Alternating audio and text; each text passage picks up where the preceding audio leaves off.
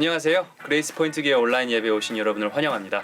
저는 저희 교회 대학부에서 섬기고 있는 김영재입니다. 안녕하세요. 김새별입니다. 네, 반갑습니다. 어떻게 지난주 한 주간도 잘 보내셨어요? 지난주에는 사실 그 캘리포니아 샌프란시스코 근처에서 아주 크게 산불이 나서 저희가 사는 버클리까지도 이제 산불 연기가 가득 찼는데요. 그렇죠. 산불 연기에 코로나 바이러스에 정말 다사다난한 2020년이 아닌가 싶습니다. 그러니까요. 이 온라인 예배를 듣고 계시는 분들 중 혹시 이 산불에 영향을 받으신 분이 계신지는 모르겠는데 아무런 탈 없이 건강하게 지내셨으면 좋겠습니다. 네, 그렇습니다. 그리고 또 이제 저희가 지난주에는 조금 색다른 코너를 선보였었죠. 그렇죠. 저희가 바로 도전 성경 골든벨 시간을 가졌었는데요. 지지난주 설교 말씀을 바탕으로 짤막한 퀴즈 3개를 드렸었죠. 그죠? 그래서 정답을 다 맞추신 분들 중에 추첨을 통해서 소정의 경품을 집으로 드린다고 말씀을 드렸는데요. 네, 그래서 일단 정답이 무엇이었는지부터 저희가 여기서 말씀을 드리고 바로 이 자리에서 추첨을 하도록 하겠습니다. 알겠습니다. 바로 들어갈까요? 예, 그러죠.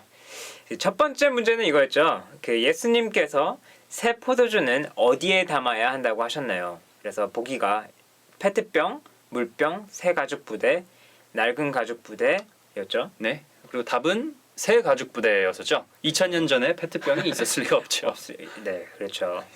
이 예수님께서 그 새로운 포도주로 오셔서 율법의 참 정신 그리고 하나님의 참된 마음을 알려주시기 때문에 그 새 가죽 부대로 새 마음으로 예수님의 말씀을 드려야 한다는 것이었죠. 네, 그렇습니다.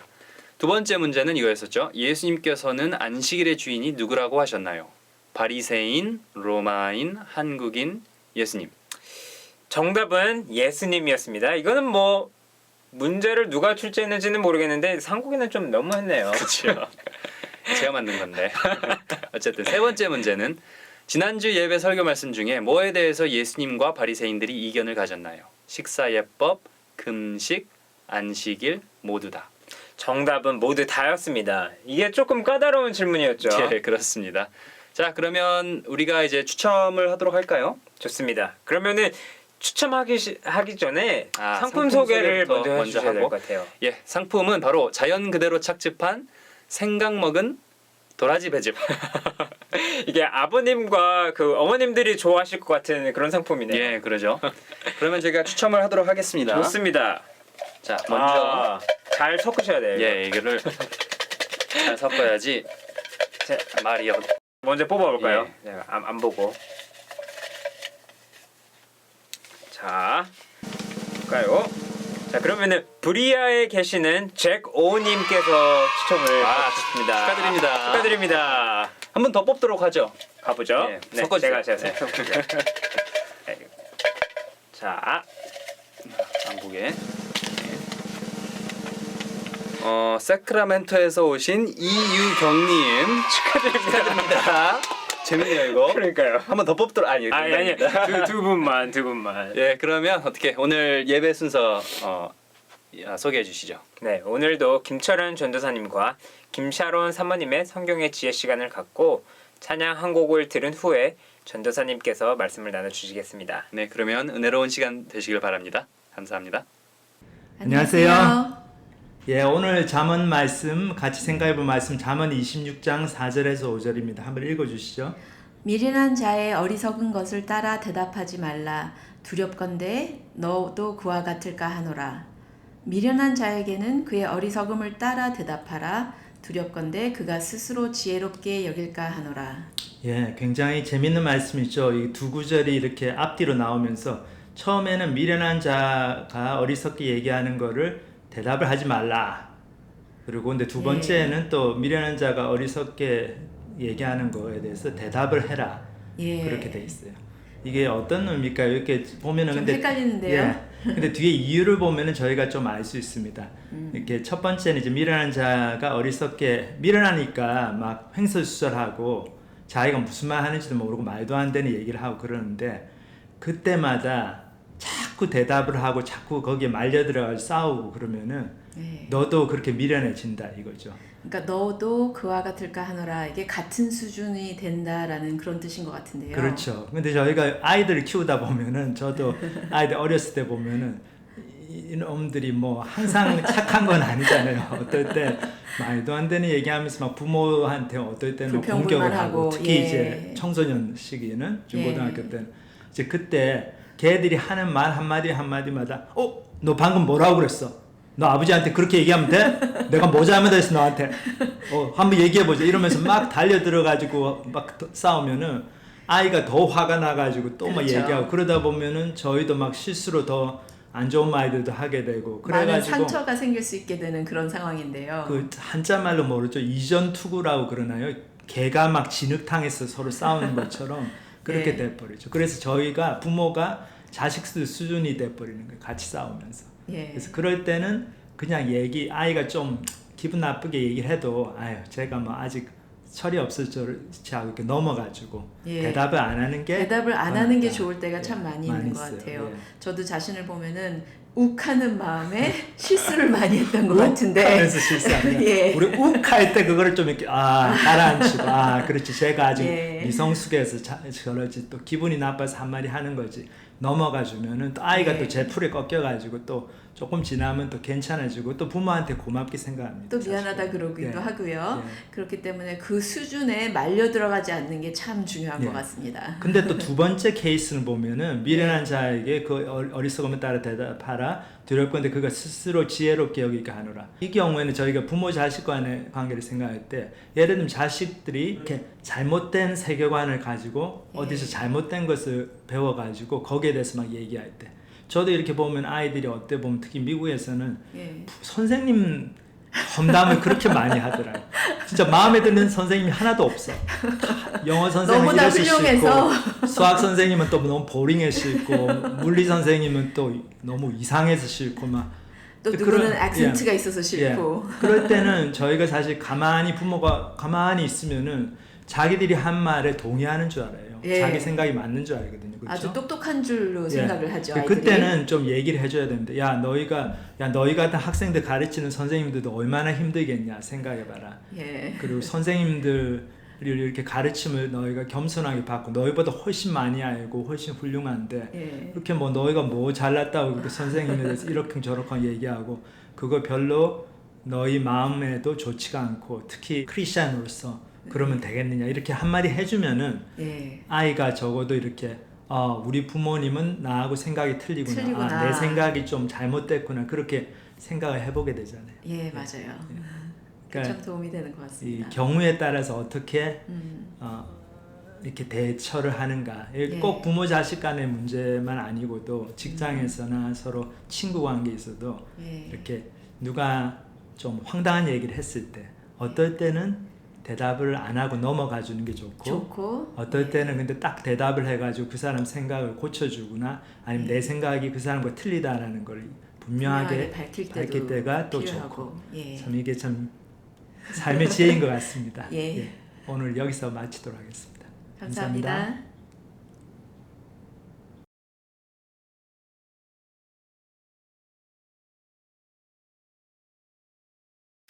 안녕하세요. 오늘 저희가 부를 찬양은 주는 완전합니다 라는 찬양이에요.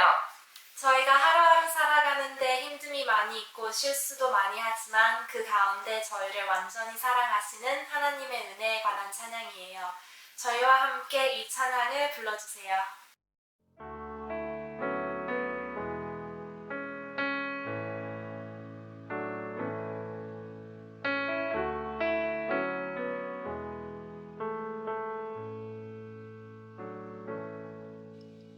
주여 우린 연약합니다. 우린 오늘 위에 힘겨워합니다. 주 뜻 이루며 살기에 부족합니다. 우린 연약합니다.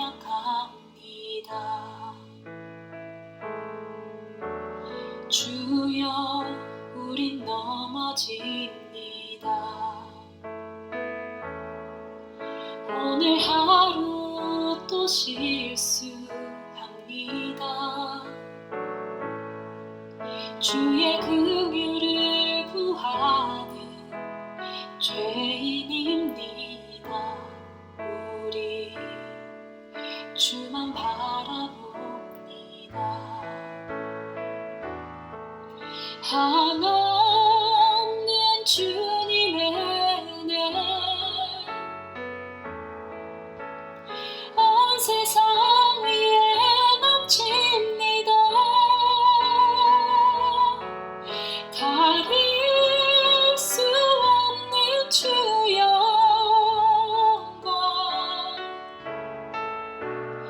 온 땅 위에 충만합니다. 주님만이 길이오니 우린 그 길 따라갑니다. 그날에 우리를 이루신 주는 완전합니다.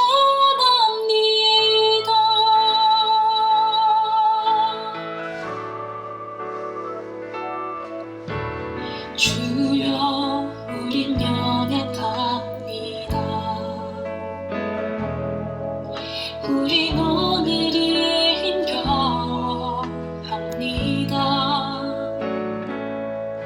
주 뜻 이루며 살기에 부족합니다.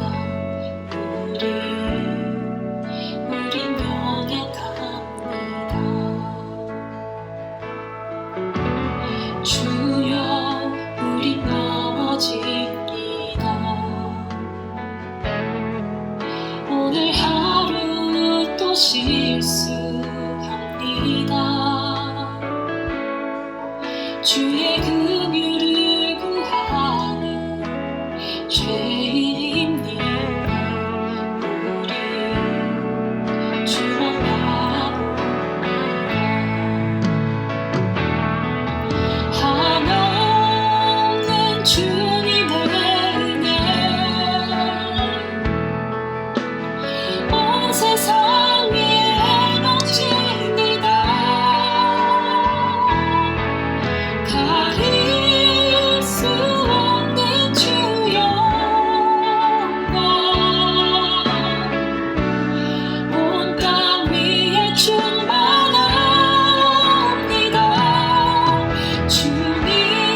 주님만이 길이오니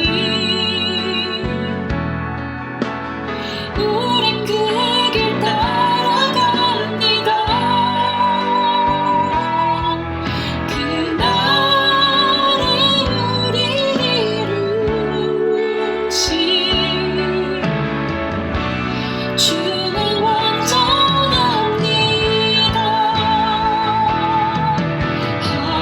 한없는 주님의 은혜 온 세상 위에 넘칩니다. 가릴 수 없는 주 영광 온 땅 위에 충만합니다. 주님만이 길이오니 우린 그 길 따라갑니다. 그날에 우리를 이루신 주는 완전합니다.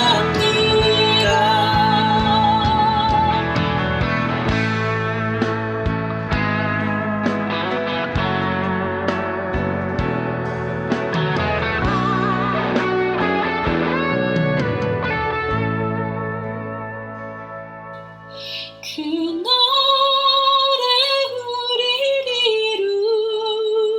이루신 주는 완전합니다. 그날에 우리를 이루신 주는 완전합니다.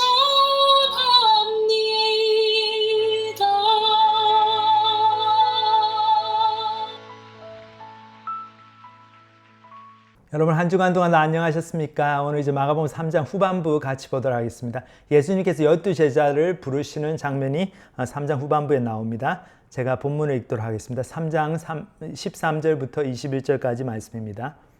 또 산에 오르사 자기가 원하는 자들을 부르시니 나아온지라. 이에 12를 세우셨으니 이는 자기와 함께 있게 하시고 또 보내사 전도도 하며 귀신을 내쫓는 권능도 가지게 하려 하심이로라. 이 12를 세우셨으니 시몬에게는 베드로라는 이름을 더하셨고 또 세베대의 아들 야고보와 야고보의 형제 요한이니 이 둘에게는 보아너게 곧 천둥의 아들이라는 이름을 더하셨으며 또 안드레와 빌립과 바돌로메와 마테와 도마와 알페오의 아들 야고보와 및 다데오와 가나안인 시몬이며 또 가룟 유다니 이는 예수를 판 자더라. 집에 들어가시니 무리가 다시 모임으로 식사의 겨를도 없는지라. 예수의 친족들이 듣고 그를 붙들러 나오니 이는 그가 미쳤다 하밀러라. 여기까지 일단 보겠습니다. 여기 보면 이제 예수님께서 산에 오르사 자기가 원하는 자들을 부르시니 나온지라 이렇게 기록되어 있습니다. 이게 이제 산이라고 하는 게 아마 이제 갈릴리 호수 근처에 이런 언덕배기를 얘기하는 것 같은데, 여기 보면 이제 예수님께서 마을 중심지에 그 분주함에서 떠나셔서 이 조용한 곳을 오셔가지고 자기가 원하는 제자들, 사람들, 앞으로 제자로 삼을 사람들을 부르시죠. 그래서 하나님을 만나는 그곳이 좀 조용한 곳, 특별한 장소, 시간으로 그렇게 나가야 되는 것을 성경 곳곳에서 저희들이 볼 수 있습니다. 이렇게 하나님을 만나는 시간, 이게 조금 이제 특별한 시간이 돼야 되죠. 그 이유는 이제 저희가 너무나 일상생활에서 분주하잖아요. 저희 삶 가운데서 그냥 살면서 인생의 목적에 대해 생각해보고 하나님에 대해 생각해보고 복음에 대해 생각해보고 그럴 기회를 이제 마련하는 게 쉽지가 않은 것 같습니다. 저희가 중요한 진리를 생각을 하고 그럴 때 저희의 그 태도가 주위의 환경, 여러 가지 외부적인 것들에 의해서 굉장히 많이 또 영향을 받기 때문에 예수님께서도 중요한 자신의 제자들을 원하시는 사람들 부르실 때 언덕배기로 산으로 사람들을 부르신 것 같습니다. 그리고 여기서 보면 예수님께 제자들을 부르셨다고 그랬는데 이 제자들이 예수님께 부르심을 받아가지고 선택이 된 거죠. 그래서 유대 그 당시 사회에서도 그 랍비, 그 율법 선생님들이 제자들을 선택을 하는 거지 제자가 선생을 선택하는 법은 없었죠. 그래서 어디를 가도 마찬가지인 것 같아요. 그 우리 사부님들이 제자를 우리 중국 무술 영화에도 봐도 딱 사람 보고 있다가 이렇게 부르고 그럼 제자들이 이렇게 선택을 받으면 너무나 기쁘고 그거를 축복으로 여기고 쫓아가고 그렇죠. 마찬가지로 예수님도 당신이 원하시는 제자들을 그렇게 부르셨고 그래서 그 부르심에 응답해서 예수님을 쫓아간 사람들이 결국 예수님의 제자들이 되었죠. 그와 마찬가지로 예수님께서는 지금도 우리를 부르시고 계십니다. 특별히 하나님의 말씀을 통해서 그리고 예수님의 사람들을 통해서 지금도 부르시죠. 그래서 저희가 이렇게 예배를 드리고 하나님 말씀을 듣는 이 자리도 이제 예수님의 부르심에 응하는 자리죠. 하나님께서 저희 이 예배 시간을 통해서 무슨 말씀을 주실까? 그것을 이제 귀 기울여 듣고 마음을 열고 듣고 거기에 응답하는 그런 시간을 가질 때 저희가 그 예수님의 부르심에 이렇게 응답을 하는 것입니다. 보면 예수님께서 12를 세우셨어요. 그 다음 구절에 보면 이 12를 세우셨으니 이는 자기와 함께 있게 하시고 또 보내사 전도도 하며 귀신을 내쫓는 권능도 가지게 하려 하심이로라. 여기 보면 예수님의 제자들, 예수님께서 12명을 세우셨는데 그 제자들과 어떻게 생활을 하셨냐, 어떻게 그 제자들을 훈련하셨냐. 여기 보면은 첫 번째로 제자들에게 이제 예수님과의 공동체적인 교제를 함께 하게 하셨죠. 여기 보면 자기와 함께 있게 하시고 이게 단순히 뭐 이렇게 말씀을 가르치시고 그거를 넘어서 가지고 시간을 같이 많이 보내신 거죠. 그래서 삶을 함께 제자들과 나누시는 예수님의 모습을 볼 수 있습니다. 그래서 저희가 여기서 하나 이제 알 수 있는 게 이 크리스천 라이프, 그 하나님의 그 복음을 경험한다는 것은 이 삶을 이렇게 나누면서 경험이 되는 것입니다. 그렇기 때문에 저희들이 삶을 오픈하는 게 너무나 중요하다. 그래서 우리의 마음속에 있는 얘기를 나누고 하나님의 말씀을 중심으로 참된 교제가 이루어질 때 그런 공동체적인 교제가 되고 그걸 통해서 저희들이 예수님을 인격적으로 만나게 되고 예수님 안에 들어와 있는 다른 형제자매들과의 진정한 그 관계, 신뢰하고 사랑하는 관계가 이루어지고 이제 그것을 통해 가지고 우리가 복음의 내용이 우리의 마음속에 들어오는 거죠. 구체적으로. 그래서 이제 그 다음 단계로 이제 복음을 전파를 위해서 보내지게 됩니다. 여기 보면 이제 그 다음 이제 또 보내사 전도도 하며 그랬죠. 복음 전파를 위해서 파송이 되었다. 예수님의 제자들은 파송이 된 존재다는 거죠. 그러니까 이 땅에 살지만 이 땅에서 저희들 파견 근무하고 있는 거죠. 그러니까 우리 외교관들도 자기들 이제 미국에 있지만 한국 영사관이나 대사관에서 일하는 분들은 한국 정부를 위해서 일하는 거죠. 미국 땅에 살지만 그와 마찬가지로 예수님의 제자들도 이 땅에 살지만 결국 우리가 이 땅에 있는 이유가 파견 근무하고 있다는 거죠. 그래서 이 땅에 있는 이유가 복음을 전파하는 것. 그것 때문에 우리가 여기 있다. 그것을 기억을 해야 되겠습니다. 그래서 우리는 이 땅에 살지만 하나님 쫓아가는 사람들은 세상 사람들과 구별된 삶을 사는 거죠. 다른 가치관, 다른 분명한 이제 삶의 목적을 가지고 이제 사는 것입니다. 이런 분명한 그리고 저희 삶 가운데 왜 그렇게 사는가?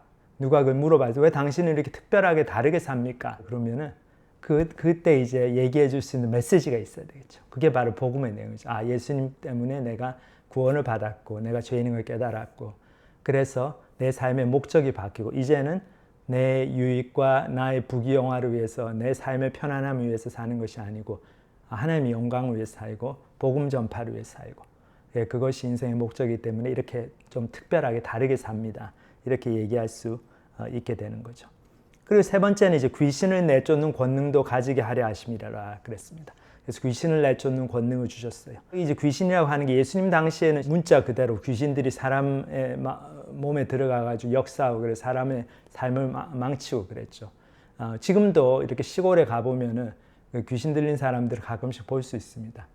근데 이제 도시에는 이제 귀신의 역사가 좀 다르게 나타나죠. 이게 어떤 물질적인 문명 그리고 쾌락주의 또 세속적인 그런 가치관과 세계관 그런 것들을 우리의 삶에 주입시키고 이렇게 그런 것들에 중독이 되게 하고 그래서 막 인터넷에서 중독이 되고 마약에도 중독이 되고 쇼핑하는 데도 중독이 되고 그렇게 중독이 돼버리면 어떻습니까? 그 귀신의 역사에 사로잡혀 있는 것과 똑같은 거죠. 그런 경우에도 결국은 복음을 경험한 그리고 그 공동체적인 교제 안에서 삶이 정말로 열리고 그 삶이 정말 본질적으로 치료가 되고 내 자신도 내 문제가 복음 안에서 치료를 받은 그런 경험이 있는 확신이 있는 사람들이 가서 그런 분들에게 도전하고 격려하고 당신도 이것에서 벗어날 수 있다 얘기를 해주고 그 귀신의 역사에서 그 사람을 해방시키는 그런 권세 있는 사역을 할 수가 있게 되는 거죠. 예수님께 주신 권위를 가지고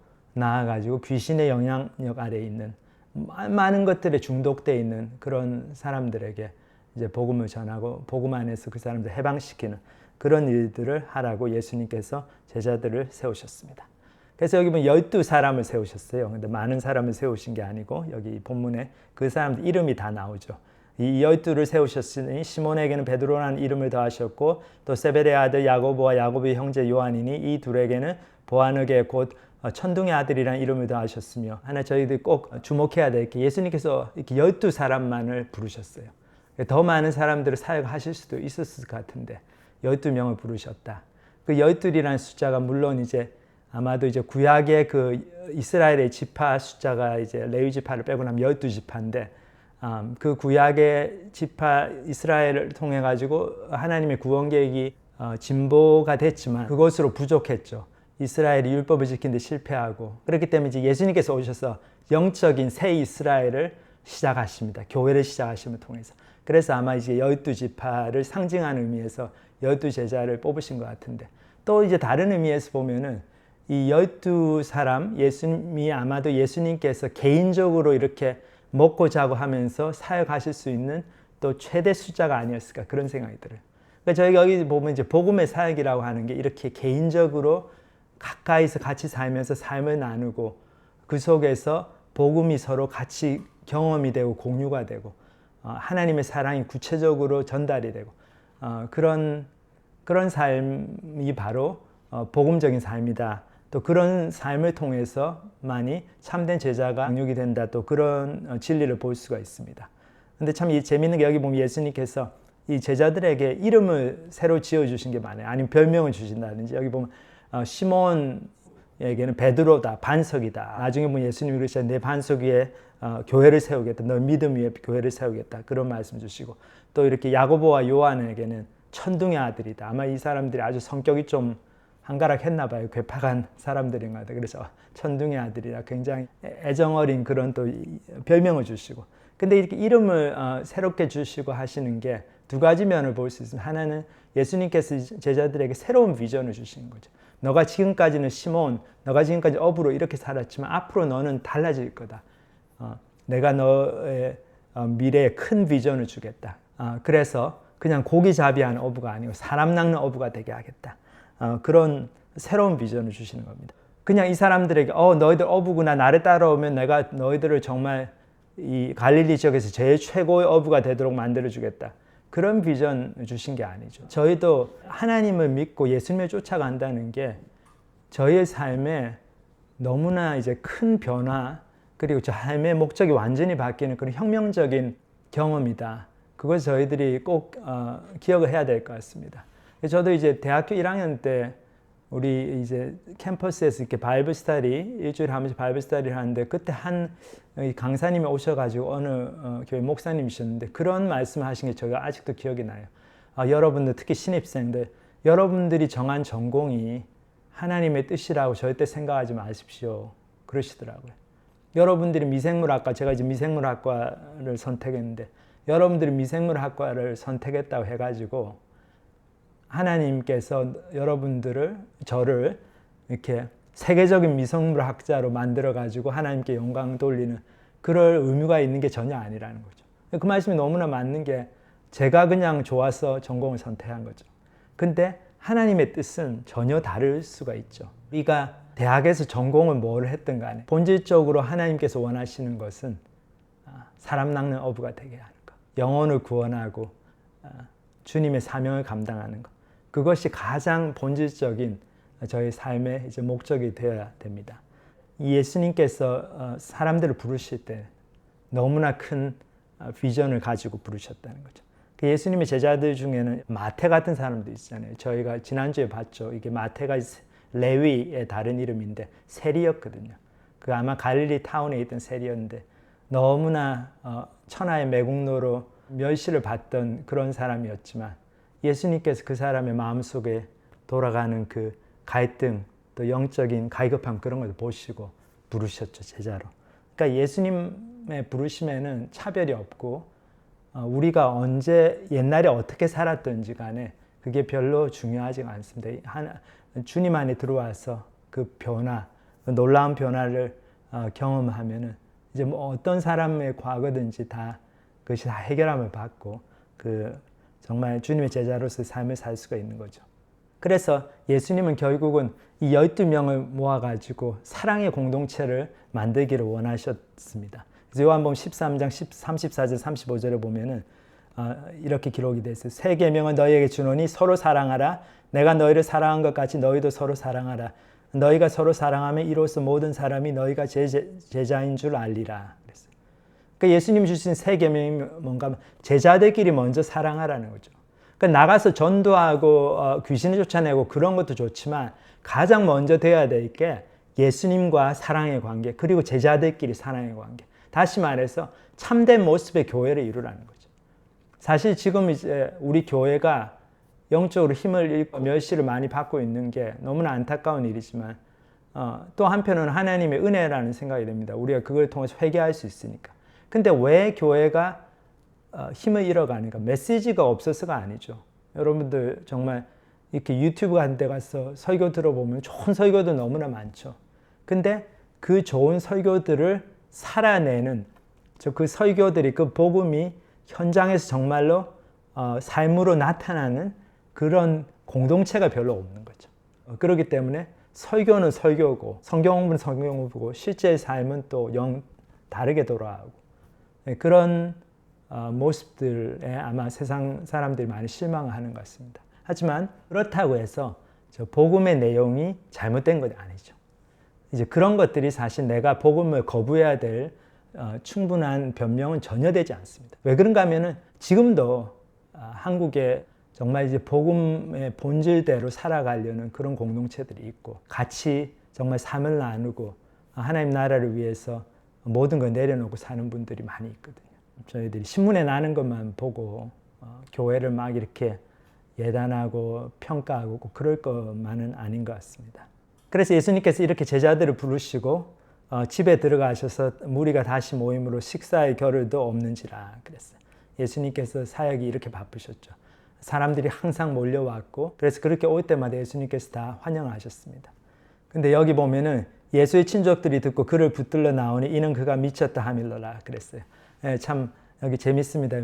예수님께서 너무 바쁘게 사역하시니까 이런 소문이 돌았죠. 특히 예수님의 친구들이나 친족들이라는 게 가족들 그 다음에 또 이제 고향 친구들 이런 사람들이 이 예수가 좀 이상해졌다 이런 소문이 든 거죠. 왜 그런가 하면 너무 열심히 사역을 하시니까. 그래서 영적인 것을 쫓아가는 것에 가장 큰 방해물 중에 하나가 이렇게 일상성인 것 같아요. 이렇게 예수님도 예수님 고향 친구들이 예수님을 볼 때는 자기들이 같이 어렸을 때부터 놀고 그런 친구로 보고 또 예수님의 고향에 예수님의 어머니, 아버지 그 친구분들이 볼 때는 저 예수 내가 어렸을 때 막 기저귀도 가고 그랬는데 이제 그렇게 보이니까 예수님께서 이렇게 하나님의 아들로서 특별한 사명을 가지고 정말 자기 모든 걸 내려놓고 사역하시는 게 이제 그분들이 볼 때는 그냥 너무 이상하다 이렇게 보이는 거죠. 이게 정상적인 삶이 아니다 이렇게 보여요. 또 하나 저희들 볼 수 있는 거는 이 세상에서도 다른 거를 위해서 사람들이 정말 미친 듯이 하면은 사람들도 박수를 보내고 그러는데 제가 아는 어떤 교수님도 밤 10시, 11시까지 연구실에서 매일같이 계시고 그래서 집에 돌아오면 막 12시 다 돼가고 근데 그 신문에 이제 그분 기사가 났는데 그게 너무나 이렇게 칭송받는 일로 난 거예요. 사실 어떻게 보면은 가정을 너무 돌보지 않고 자기 일만 하는 좀 일중독자 그렇게도 안 좋게 볼 수도 있는데 그 일이 그 뭐 이렇게 연구하는 거고 우리 한국사를 연구하는 거고 뭐 아니면 뭐 그렇죠 자연과학을 연구하는 거고 그런 거면은 거기에 그렇게 헌신해서 드리는 거를 사람들은 오히려 칭찬합니다. 근데 어떤 사람이 복음을 위해서 그렇게 헌신하면은 교회를 그렇게 열심히 하면은 사람들이 미쳤다고 그래요. 그거는 다시 말해서 뭔가 하면은 교회에 대해서 그렇게 굉장히 낮은 무시하는 그런 관점을 갖고 있는 거죠. 심지어 이 교회 다니는 사람들도 그럽니다. 아예 뭐 교회 일을 그렇게 열심히 하냐. 대충 해도 되지. 뭐 돈 받고 하는 일도 아닌데. 회사 일은 열심히 해야 되지만. 그치? 교회 일인데. 그래서 그런 태도를 가진 분들이 볼 때는 예수님이 좀 너무 지나친 거죠. 하지만 우리가 정말 복음이 진짜이고 하나님의 아들이 정말로 이 땅에 오셨고 그리고 우리를 위해 십자가에 돌아가셨고 다시 오신다는 약속을 주셨고 그리고 우리가 죽고 나면은 다 하나님의 심판대에 서서 우리 인생을 평가받아야 되고 그 평가에 따라서 우리 영원한 운명이 좌우가 되고 천국이냐 하나님과의 영원한 즐거운 교제냐 아니면 영원한 형벌이냐 지옥이냐 그것이 결정이 되고 그것이 정말 사실이라면은 우리가 정말 그것을 위해서 우리 삶을 다 드리고 정말 미친 듯이 그렇게 사는 것이 하나도 이상한 게 아니죠. 저도 지금도 기억이 나는데 한국에서도 뭐 어디나 다 그렇지만 그렇죠. 대기업에서 일하면은 힘들잖아요. 우리나라 삼성에서 옛날에 보면은 우스갯소리로 요즘도 그런지 모르겠는데 삼성그룹에서 이렇게 청년 사원이 미혼 사원이 들어가가지고 3년을 버티면은 그 당시에 뭐 이렇게 뭐라고 하냐 중매하시는 분들 마담뚜라고 그러네. 그 명단에 올라간다고 그러잖아요. 그게 이제 똑똑하고 돈 잘 벌어서 올라가는 게 아니고 건강하다고. 야, 너가 삼성에서 3년을 버티고 그래도 건강하게 있는 거 보면 건강 하나는 확실하다. 그래서 아주 1등 신랑감으로 올라간다. 그런 얘기를 들은 적이 있는데 근데 그게 사실입니다. 제가 대학 때 우리 이모님 친구분 중에도 제2제당에서 이렇게 이사로 일하시고 그런 분이 있는데 그 와이프가 이렇게 새벽 1시, 2시가 너무 안 들어와서 전화를 해보면은 비서가 받아요. 지금 이사님 회의 중이십니다. 전화도 안 바꿔줘요. 회의 중이라고. 그래서 삼성에서 이사하는 게 그렇게 힘듭니다. 근데 그거를 다 사람들이 다 받아들이죠. 왜냐하면 삼성에서 일하니까. 그러니까 우리가 어떤 일이 중요하고 어떤 회사가 그 좋은 회사고 이게 좋은 거다 그걸 알면은 그거를 위해서 우리가 고생하고 정말 다 드리고 하는 걸 그렇게 아까워하지 않죠. 근데 참 안타까운 게 이 교회 일은, 교회라는 데는 뭐 이렇게 시간 남으면 그냥 하는 거, 그렇죠? 이제 그런 식으로 생각하니까 이게 좀 틀리죠. 그래서 예수님도 친족들한테 또 그런 대우를 받으셨어요. 그래서 여기 이제 마지막에 보면은 또 같은 비슷한 이야기가 나옵니다. 하나님을 쫓아가는데 방해가 되는 많은 것들 중에 하나가 저 일상적인 삶, 그냥 남들 하는 대로 하고 그냥 이렇게 루틴하게 밥 먹고 살고 그냥 저희들이 누리고 있는 것들, 먹고 마시고 그런 것들, 눈으로 볼 수 있고 손으로 만질 수 있고 그런 것들이 다라고 생각하는 삶, 거기서 벗어나야 된다는 거죠. 여기 이제 예수님께서도 마가복음 3장 32절에 35절에 그때 예수의 어머니와 동생들이 와서 밖에 서서 사람을 보내어 예수를 부르니 무리가 예수를 둘러 앉았다가 여짜오되 보소서 당신의 어머니와 동생들과 누이들이 밖에서 찾나이다. 대답하시되 누가 내 어머니이며 동생들이냐 하시고 둘러 앉은 자들을 보시며 이르시되 내 어머니와 내 동생들을 보라. 누구든지 하나님의 뜻대로 행하는 자야 내 형제요 자매요 어머니이니라. 여기 보면 이제 예수님의 동생들하고 가족들이 와가지고 예수님을 좀 보자고 그랬어요. 근데 사람들이 당연히 예수님 가족이 왔네. 그러니까 예수님이 아마 여기 보면 좀 이렇게 말씀을 가르치고 계신 것 같았는데 당연히 예수님께서 그 말씀 가르치신 거를 이렇게 스탑을 시키고 인터럽트를 하고 예수님 당신 어머니와 가족들이 왔으니까 좀 나가보시오. 그렇게 할 수 있다고 생각한 것 같아요. 그래서 물론 예수님께서 당연히 어머니 마리아를 사랑하시고 가족들을 사랑하시죠. 하지만 여기서 굉장히 중요한 영적인 교훈을 주시려고 나가서 그 가족들을 만나지 않고 이렇게 다른 얘기를 하십니다. 계속 성경을 가르치시면서 복음을 가르치시면서 이렇게 얘기하시죠. 누가 내 어머니며 동생들이냐 이거죠. 여기 앉은 이 사람들이다. 하나님의 말씀을 들으려고 와서 진리를 쫓아가려고 와서 이렇게 앉아서 말씀 듣는 사람들이 내 진정한 가족이다. 그 말씀은 뭔가 하면은 결국 영원한 진리, 저 영원한 진리에 관한 것에 대해서 고민하고 그것을 쫓아가는 삶, 그런 행위들, 그런 것들이 다른 무엇보다도 중요하다는 거죠.